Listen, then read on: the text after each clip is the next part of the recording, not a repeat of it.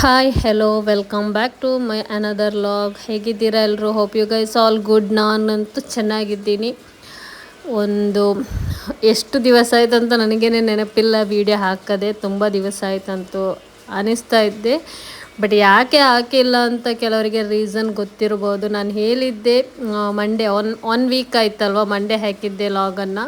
ಆದ ನಂತರ ನಾನು ಒಂದೇ ಒಂದು ಲಾಗನ್ನು ಕೂಡ ನಿಮ್ಮ ಜೊತೆ ಶೇರ್ ಮಾಡಿಲ್ಲ. ವೀಡಿಯೋಸ್ ಇತ್ತು ಬಟ್ ನನಗೆ ಒಂಥರ ಮೂಡ್ ಇರಲಿಲ್ಲ ಹಾಕಲಿಕ್ಕೆ. ಯಾಕೆ ಅಂದರೆ ಗೊತ್ತಿರುವ ಹಾಗೆ ನನಗೆ ಹಸ್ಬೆಂಡ್ ಹೋದ್ರು, ಒಂಥರ ಮೂಡ್ ಆಫ್ ಏನಂದ್ರೆ ತುಂಬ ಲಾನ್ಲಿ ಫೀಲ್ ಆಗ್ತಾಯಿತ್ತು. ಸೊ ಅದಕ್ಕೆ ನಾನು ವೀಡಿಯೋಸೇನು ಎಡಿಟ್ ಮಾಡಲಿಕ್ಕೆ ಹೋಗಿಲ್ಲ. ಎಡಿಟ್ ಮಾಡುವಾಗ ತುಂಬಾ ಅಳು ಬರ್ತಾಯಿತ್ತು. ಸೊ ಅದಕ್ಕೆ ಅಲ್ಲಿಂದನೇ ಕ್ಯಾನ್ಸಲ್ ಮಾಡಿ ಇವಾಗ ಓಕೆ ಆಗಿದ್ದೀನಿ. ಹಸ್ಬೆಂಡ್ ಹೋದ ವೀಡಿಯೋವನ್ನು 1 ವೀಕ್ ಆದ ನಂತರ ನಾನು ಶೇರ್ ಮಾಡ್ತಾ ಇದ್ದೀನಿ ನಿಮ್ಮ ಜೊತೆ. ಸೊ ಇವಾಗ ಏನಿಲ್ಲ, ಅದು ಅಂದರೆ ನಾನು ಅವರು ಜಾಸ್ತಿಯನ್ನು ವೀಡಿಯೋ ಶೂಟ್ ಮಾಡಿಲ್ಲ. ಅವ್ರು ಹೋಗೋದು ಆಗಲ್ಲ ಜಾಸ್ತಿಯಾಗಿ ಶೂಟ್ ಮಾಡಲಿಕ್ಕೆ. ಬೇರೆಯವ್ರು ಮಾಡ್ತಾರೆ, ನಾನು ನೋಡಿದ್ದೀನಿ. ಬಟ್ ನನಗಂತ ಆಗಲ್ಲ. ಸ್ವಲ್ಪ ಸ್ವಲ್ಪ ಮಾಡಿದ್ದೀನಿ, ಅದನ್ನು ಕೂಡ ಬ್ಲರ್ ಮಾಡಿ ತೋರಿಸ್ತಾ ಇದ್ದೀನಿ. ಯಾಕೆಂದರೆ ಆ ವಿಡಿಯೋ ನೋಡಲಿಕ್ಕೂ ಆಗಲ್ಲ, ಅಷ್ಟು ಒಂಥರ ಎಮೋಷ್ನಲ್ ಆಗುತ್ತೆ. ಹಾರ್ಡೆಸ್ಟ್ ಗುಡ್ ಬೈ ಹೇಳ್ದಂತ ಹೇಳ್ಬೋದು, ಅಷ್ಟು ಒಂಥರ ಪೈನ್ ಆಗುತ್ತೆ. ಇನ್ನು ಪ್ರವಾಸಿ ಜೀವನ ಮಾಡುವವರಿಗೆ, ಜೀವಿಸುವವರಿಗೆ ಗೊತ್ತಿರುತ್ತೆ. ಹಸ್ಬೆಂಡ್ ಆಗಲಿ, ವೈಫ್ ಆಗಲಿ, ಮಕ್ಕಳಾಗಲಿ ಎಲ್ರಿಗೂ ಗೊತ್ತಿರುವ ವಿಷಯ ಎಷ್ಟು ಒಂದು ಪೈನ್ ಆಗುತ್ತೆ ಅಂತ. ಸೊ ಅದಕ್ಕೆ ನಾನು ತುಂಬ ಡಿಲೇ ಮಾಡಿ ಹಾಕ್ತಾ ಇದ್ದೀನಿ. ಸೊ ಮಾಷಾಲ್ಲ ಅವರು ಕೂಡ ರೀಚ್ ಆಗಿ ಡ್ಯೂಟಿಗೆ ಕೂಡ ಜಾಯಿನ್ ಆಗಿದ್ದಾರೆ. ಇವಾಗ ಸ್ವಲ್ಪ ಸ್ವಲ್ಪ ಓಕೆ ಆಗ್ತಾ ಇದ್ದೆ. ನಾನು ಜಾಸ್ತಿ ತಾಯಿ ಮನೆಯಲ್ಲಿದ್ದೆ. ನನ್ನ ಮನೆಗೆ ಬರೋದು ಹೋಗೋದು, ಮತ್ತು ನನ್ನ ಬ್ರದರ್ ಮಗಳ ಮದುವೆ ಇತ್ತು, ಅದಕ್ಕೆಲ್ಲ ಹೋಗಿದ್ವಿ. ಸೊ ಲಾಸ್ಟ್ ಇವರು ಹೋಗೋ ಒಂದು ಫೈನಲ್ ಆಗಿ ಕಾರಲ್ಲಿ ಕೂತ್ಕೊಂಡು ಹೋಗೋದು. ಅಲ್ಲಿಗೆ ನಾವು ಏರ್ಪೋರ್ಟಿಗೆ ಏನು ಹೋಗಿಲ್ಲ. ಏರ್ಪೋರ್ಟಿಗೆ ಹೋದರೆ ನಾನು ಚಿಕ್ಕ ಮಗು ಕೇಳ್ತಾನೋ ಇಲ್ವೋ ಅಂತ ಅನಿಸ್ತಾ ಇತ್ತು.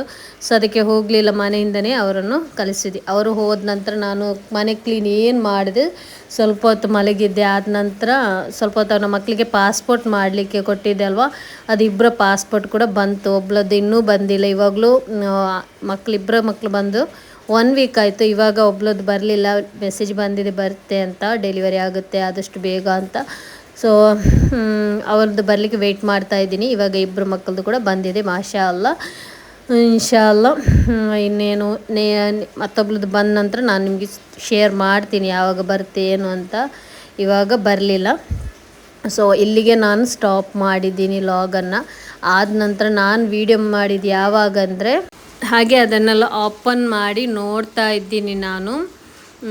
ಇನ್ನು ಮೊಹರಮ್ 9, 10 ಉಪವಾಸ ಇತ್ತು ನನಗೆ. ಅದರಲ್ಲಿ 9 ನಾನು ಏನು ಮಾಡಿಲ್ಲ, ನನ್ನ ಮನೆಯಲ್ಲಿದ್ದೆ.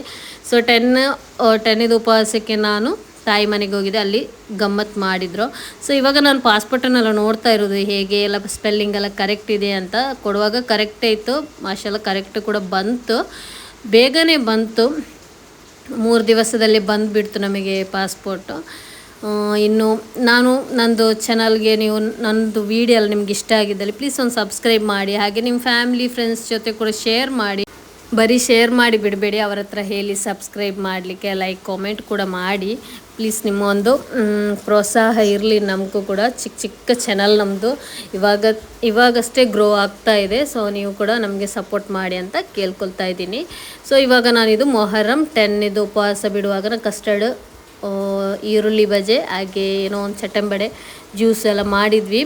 ಅದನ್ನೆಲ್ಲ ಕುಡಿದು ನೆಕ್ಸ್ಟ್ ಮೊಹರಮ್ ಉಪವಾಸ ಆದದ್ದು ಯಾವಾಗಂದರೆ ಫ್ರೈಡೇ ಆಗಿತ್ತು. ಸ್ಯಾಟರ್ಡೆ ನಮಗೆ ನನ್ನ ಅಣ್ಣನ ಮಗಳ ಮದುವೆ. ಸೊ ಬರೀ ನಿಕಾ ಇತ್ತು, ಎಂಗೇಜ್ಮೆಂಟ್ ಒಟ್ಟಿಗೆ ಮಾಡಿದ್ವಿ. ಸೊ ಅದು ನೈಟ್ ಇತ್ತು. ಸೊ ಅಲ್ಲಿಗೆ ಹೋಗುವಾಗ ನಾವು ನಮ್ಮದು ಮಗ್ರಿಬ್ ನಮಾಜ್ ಇರುತ್ತೆ ಅಲ್ವ, ಅದೆಲ್ಲ ಆದ ನಂತರ ನಾವು ಹೋದದ್ದು. ಮಕ್ಕಳಿರುವಾಗ ಕೇಳಲ್ಲ. ನನ್ನ ತಮ್ಮ ಬಂದ ನಂತರ ತಮ್ಮನ ಜೊತೆ ಆಟೋದಲ್ಲಿ ಹೋದ್ವಿ ನಾವು. ತುಂಬಾ ಎಂಜಾಯ್ ಆಯಿತು, ತುಂಬಾ ಚೆಂದನೂ ಕೂಡ ಆಗಿತ್ತು ಮದುವೆ. ಮಾಷಾ ಅಲ್ಲ ತುಂಬಾ ಖುಷಿಯಾಯಿತು. ಎಲ್ಲರನ್ನು ಮೀಟ್ ಕೂಡ ಮಾಡಿದ್ವಿ. ತುಂಬ ವರ್ಷನೇ ಆಯಿತು ಮೀಟ್ ಮಾಡಿದೆ. ವರ್ಷನೇ ಆಗಿರ್ಬೋದೇನೋ, 1-2 ವರ್ಷ ಆಯ್ತೇನೋ. ಸೊ ಇವಾಗ ಮೀಟ್ ಮಾಡಿ ಎಲ್ಲ ಖುಷಿ ಆಯಿತು. ಮದುಮಗಳಂತೂ ತುಂಬಾ ಪ್ರಿಟಿಯಾಗಿ ಕಾಣ್ತಾ ಇದ್ಲು. ಸೊ ಮದುಮಗಳು ಆಗಲಿ ಮದುಮಗ ಆಗಲಿ ತುಂಬಾ ಕ್ಯೂಟಾಗಿ ಕಾಣ್ತಾ ಇದ್ರು. ನನ್ನ ಅಣ್ಣನಿಗೆ ಒಬ್ಳು ಮಗಳು, ಇಬ್ಬರು ಗಂಡು ಮಕ್ಕಳವರಿಗೆ, ದೊಡ್ಡವನಿಗೆ ಕೂಡ ಮದುವೆ ಆಗಿದೆ. ಇವಾಗ ಲಾಸ್ಟ್ ಇದ್ದು, ಅವರಿಗೆ ಇನ್ನೊಂದು ಅಣ್ಣ ಇದ್ದಾನೆ. ಸೊ ತುಂಬ ಎಂಜಾಯ್ ಮಾಡಿದ್ವಿ. ತುಂಬ ತನಕ ಇರಲಿಲ್ಲ, ಒಂದು 10:30, 11 ತನಕ ಇದ್ವಿ ನಾವು. ಜಾಸ್ತಿ ಹೊತ್ತು ಇರಲಿಕ್ಕೆ ಆಗಲ್ಲ. ತುಂಬಾ ಖುಷಿ ಆಯಿತು. ಮಕ್ಕಳಿಗೆ ಮತ್ತು ನಿದ್ರೆ ಎಲ್ಲ ಬರ್ತಿದೆ ಅಲ್ವಾ, ಸೊ ತುಂಬಾ ಗೆಸ್ಟ್ ಹೌಸಲ್ಲಿ ಮಾಡಿದರು. ತುಂಬಾ ಗ್ರ್ಯಾಂಡಾಗಿ ಕೂಡ ಇತ್ತು, ಮಾಷಾಲ್ಲ. ತುಂಬಾ ನೋಡಿ ಕೂಡ ಖುಷಿ ಆಯಿತು. ಇನ್ನು 1 ಇಯರ್ ಬಿಟ್ಟು ಏನೋ ರಿಸೆಪ್ಷನ್ ಇರ್ಬೋದು, ಇನ್ಶಾಲ್ಲ. ಚೆನ್ನಾಗಿ ಆಗಲಿ, ಅದನ್ನು ಕೂಡ ಚೆನ್ನಾಗಿರಲಿ, ಮದುವೆ ಆದ ಮಕ್ಕಳೆಲ್ಲ ಅಷ್ಟೇ ಹೇಳೋದು. ಇನ್ನೇನಂದರೆ ಇನ್ನೇನಿಲ್ಲ, ಇದರಲ್ಲಿ ಇಷ್ಟೇ ಇರೋದು. ಆದ ನಂತರ ನಾವು ಹೊರಟ್ವಿ, ನನ್ನ ತಮ್ಮನ ಆಟೋದಲ್ಲೇ ಹೊರಟು ನಾವು ಆ್ಯಕ್ಚುಲಿ ಕುತ್ತಾರ ತನಕ ರೀಚ್ ಆಗುವಾಗ ನನ್ನ ತಂಗಿ ಮತ್ತು ತಂಗಿ ಗಂಡ ಸ್ಕೂಟಿಯಲ್ಲಿ ಬಂದಿದ್ದರು. ಸೊ ಅವ್ರದ್ದು ಟೈರ್ ಪಂಚರ್ ಆಯಿತು. ಅದಕ್ಕೆ ನಾವಿಲ್ಲಿ ಅವನಿಗೆ ಫೋನ್ ಬಂತು. ಸೊ ಇವಾಗ ರಿಟರ್ನ್ ಹೋಗ್ತಾ ಇದ್ವಿ ಅವರನ್ನು ಕರ್ಕೊಂಡು ಬರಲಿಕ್ಕೆ. ಅವರನ್ನೆಲ್ಲ ಅವನ ಗಾಡಿಯಲ್ಲಿ ಬರ್ತಾನೆ, ತಮ್ಮಂದು ಗಂಡ, ತಂಗಿದ್ದು ಗಂಡ. ಇವಾಗ ತಂಗಿನಾಗ ನಾವು ರಿಕ್ಷಾದಲ್ಲಿ ಹಾಕಿ ಬರ್ತಾ ಇರೋದು. ಸೊ ಇಷ್ಟೇ ಇರೋದು, ಇನ್ನೇನಿಲ್ಲ. ಇನ್ನು ನೆಕ್ಸ್ಟ್ ಏನಾದರೂ ಲಾಗ್ ಶೂಟ್ ಮಾಡಿದರೆ, ರೆಸಿಪಿನೋ ಏನಾದರೂ ಶೂಟ್ ಮಾಡಿದರೆ ನಾನು ನಿಮ್ಮ ಜೊತೆ ಶೇರ್ ಮಾಡ್ತೀನಿ. ಈ ಲಾಗನ್ನು ಎಲ್ಲಿಗೆ ಎಂಡ್ ಮಾಡ್ತಾ ಇದ್ದೀನಿ. ನನ್ನ ಈ ಲಾಗ್ ನಿಮಗೆ ಇಷ್ಟ ಆಗಿದೆ ಅಂತ ನಾನು ಭಾವಿಸ್ತಾ ಇದ್ದೀನಿ. ಪ್ಲೀಸ್ ಸಬ್ಸ್ಕ್ರೈಬ್ ಮಾಡಲಿಕ್ಕಂತೂ ಮರೆಯೋದೇ ಬೇಡಿ, ಸಬ್ಸ್ಕ್ರೈಬ್ ಮಾಡಿ. ಅದೇ ಮೊದಲೇ ಹೇಳಿದಲ್ಲ ಫ್ರೆಂಡ್ಸ್, ಫ್ಯಾಮಿಲಿ ಜೊತೆಲ್ಲ ಶೇರ್ ಮಾಡಿ ಆಯಿತಾ. ಹಾಗೆಯೇ ಕಾಮೆಂಟಲ್ಲಿ ಏನಿದೆ ನಿಮಗೆ ತಿಳಿಸ್ಬೋದು. ಕಾಮೆಂಟ್ ಕೂಡ ಹಾಕಿ, ಇಷ್ಟ ಆದರೆ ಒಂದು ಹಾರ್ಟ್ ಆದರೂ ಕಾಮೆಂಟ್ ಹಾಕಿ. ಎಷ್ಟು ಕೇಳ್ಕೊಳ್ತೀನಿ, ಯಾವುದೇ ಒಂದು ಕಾಮೆಂಟ್ ಬರಲ್ಲ ಅಲ್ವಾ. ಸೊ ಇನ್ನೇನಿಲ್ಲ, ಇನ್ನು ಸಿಗೋಣ ನಾವು ನೆಕ್ಸ್ಟ್ ಲಾಗೋ ಅಥವಾ ರೆಸಿಪಿ ಜೊತೆ ಸಿಗೋಣ. ಅಲ್ಲಿವರೆಗೂ bye. Till then thank you for watching.